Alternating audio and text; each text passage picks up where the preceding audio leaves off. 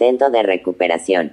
El miércoles, día 8, se celebra, por primera vez en mayo, un mitin intersindical en la Facultad de Ciencias.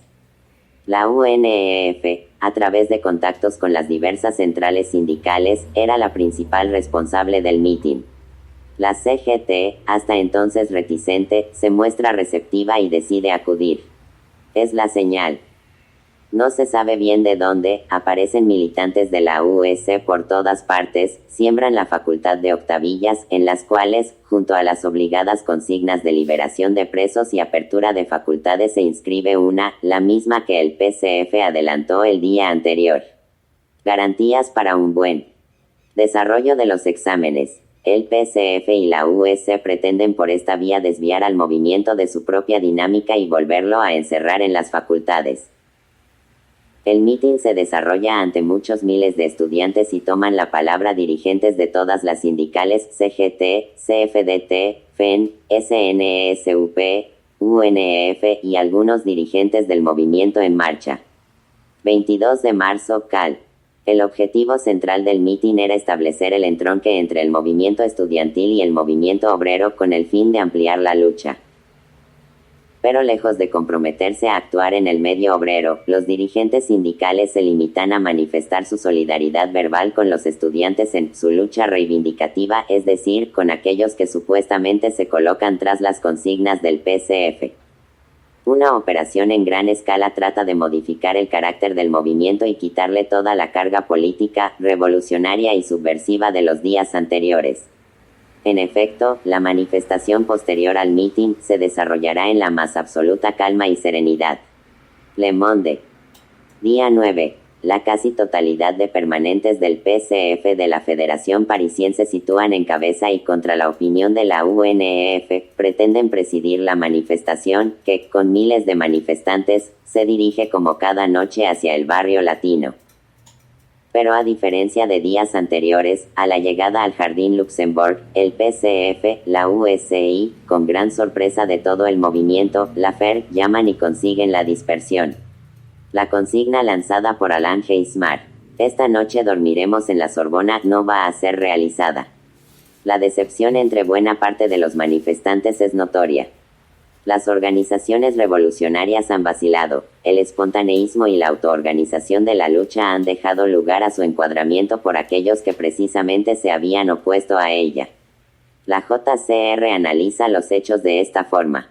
Ayer el movimiento sufrió un retroceso importante, la masa de estudiantes y de organizaciones de vanguardia están unidas en la lucha. Solo el PCF se encontraba fuera condenando el aventurismo de los grupos izquierdistas que hacen el juego del poder, pero la potencia del movimiento le ha obligado a cambiar. Explotando la justa voluntad de los estudiantes de una unión con la clase obrera. Intenta integrar las luchas en curso por las direcciones burocratizadas de los sindicatos ofreciendo como única perspectiva la unión de la izquierda hacia una democracia verdadera. ¿Cómo? Responder. Organizando el movimiento en comités de estudiantes que agrupan a todos los militantes comprometidos en la lucha, comités que definirán nuestras acciones futuras. Nuestra lucha no debe cesar. Octavilla JCR, día 9. Pero el poder no recoge el guante de los reformistas y no cede. La vía de la conciliación está condenada al fracaso. Solo queda la acción directa. A la decepción sucederá la reflexión y a esta, de nuevo, la acción.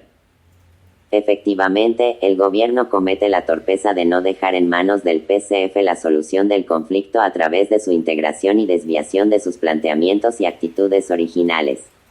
M. Peirefic, representante del gobierno, declara en la Asamblea Nacional que los cursos no podrán recomenzar hasta el pleno restablecimiento del orden. La Sorbona seguirá ocupada por la policía. Pero en la manifestación del día 8 se ha producido un fenómeno que es totalmente nuevo en estas jornadas de mayo y que va a enseñar por la práctica a numerosos estudiantes el carácter que el PCF y la CGT pretenden infundir al movimiento. Me refiero al comportamiento del servicio de orden de esos partidos. En el cruce del Boulevard Saint-Michel y la Rue Saint-Jacques importantes fuerzas de policía impiden el acceso a la Sorbona. Ningún incidente se produce. Cada vez, el servicio de orden establece una cadena de protección entre policías y manifestantes, declara. L'Humanité del día 9 en su narración de la manifestación. Le Monde del mismo día señala. Tras la orden de dispersión, los 1.500 estudiantes que van a permanecer en el barrio latino intentaron romper el cordón que los organizadores habían establecido frente a las fuerzas del orden, pero sin éxito. El cara a cara tenso va a durar cerca de 2 horas. Esta es la primera vez que un servicio de orden interno de una manifestación cumple la función de reprimir a los propios manifestantes.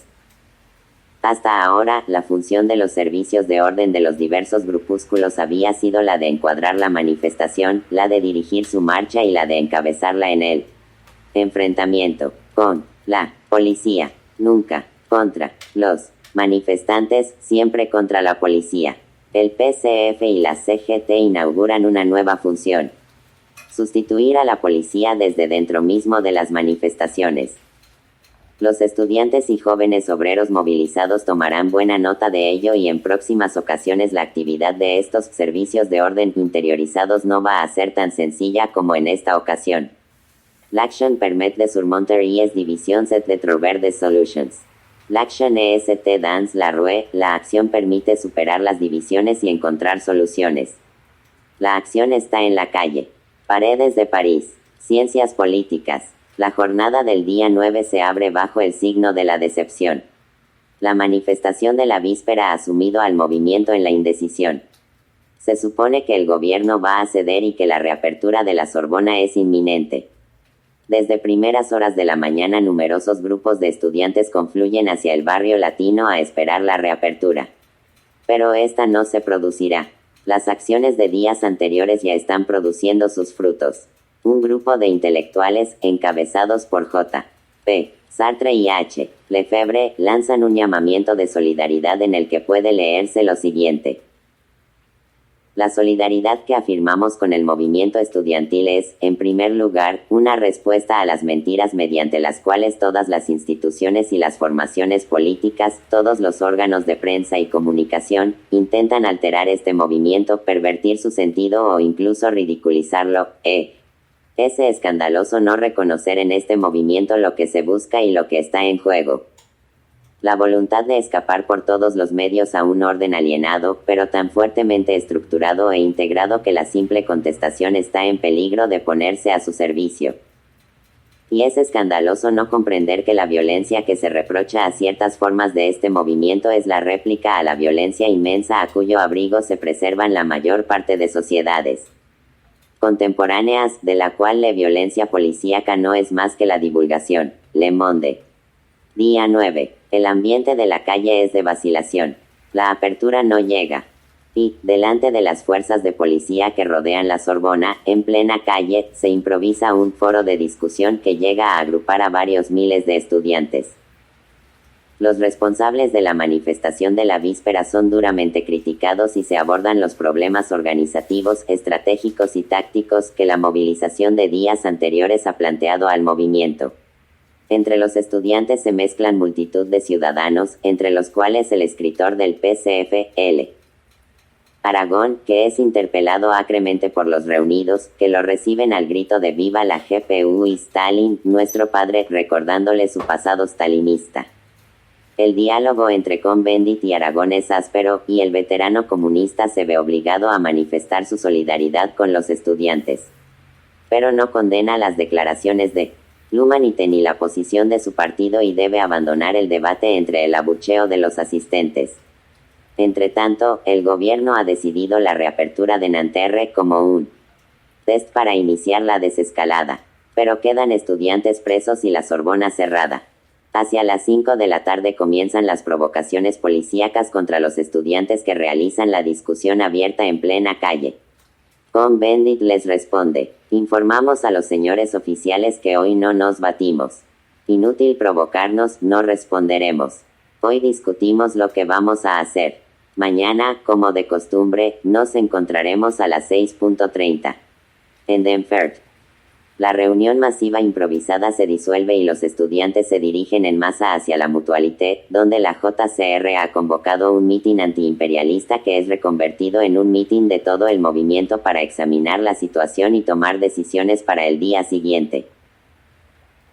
En un ambiente de entusiasmo y de decisión de continuar la lucha, miles y miles de estudiantes que abarrotan los locales y los desbordan, escuchan las intervenciones de los diversos líderes del movimiento 22 de marzo por boca de Cohn-Bendit y de Burnside, que es también militante JCR, afirma que los locales de Nanterre serán ocupados desde el día siguiente hasta que no quede un solo militante, obrero o estudiante, francés o extranjero, en las cárceles. Otros dirigentes expresan su opinión, entre los cuales la UJCML, que sigue con su política de abandono de la Sorbona y de servir al pueblo en los barrios populares, política que en ese mitin se demuestra contraria a la del PCMLF, que, de acuerdo con el grupo de organizaciones que encabezan el movimiento, muestra favorable a la liberación de la Sorbona como objetivo en primer plano en ese momento. Ante los flics poco me importa saber quién es trotskista, anarquista o marxista-leninista. Los obreros del PCMLF secundarán a los estudiantes en su justa lucha, declarará su representante. 2 puntos principales se deducen de este mitin. La decisión de continuar el combate, con la intención no ya tan solo de liberar la Sorbona, sino de provocar una crisis importante en el seno de toda la sociedad francesa, y en segundo lugar, el respeto a la autonomía del movimiento de masas, sin que ninguna organización pretenda utilizarlo sectariamente para tratar de apropiárselo. La intención es impulsar los comités de acción, que desarrollan ya una fecunda actividad de difusión de las posturas de crítica radical de la sociedad en numerosos medios ciudadanos.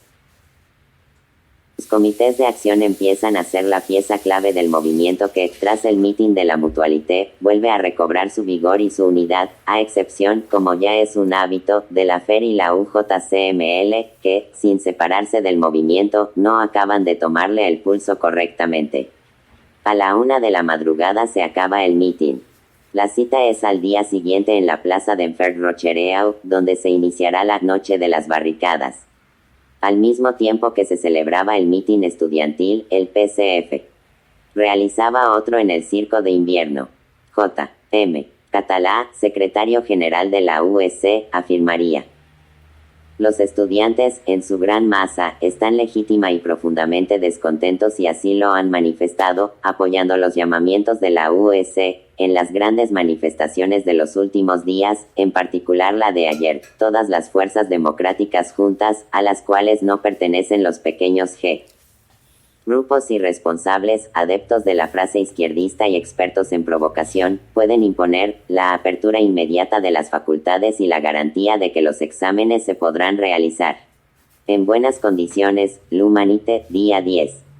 Desde luego, en su intento de no entender nada de lo que pasaba en aquellos momentos en la masa de estudiantes movilizados, el dirigente de los estudiantes comunistas llega al máximo.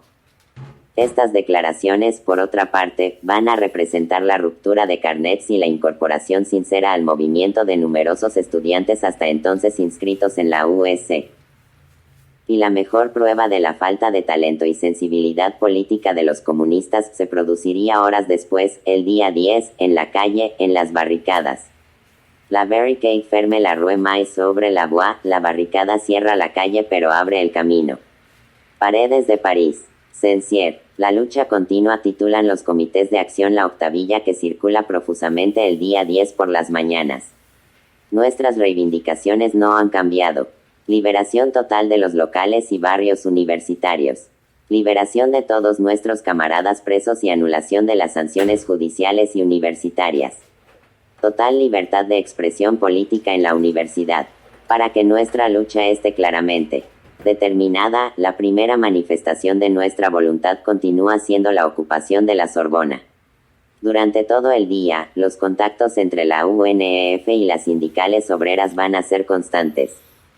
Se pretende la realización de una manifestación conjunta, pero existen fuertes reticencias por parte de los dirigentes de la CGT.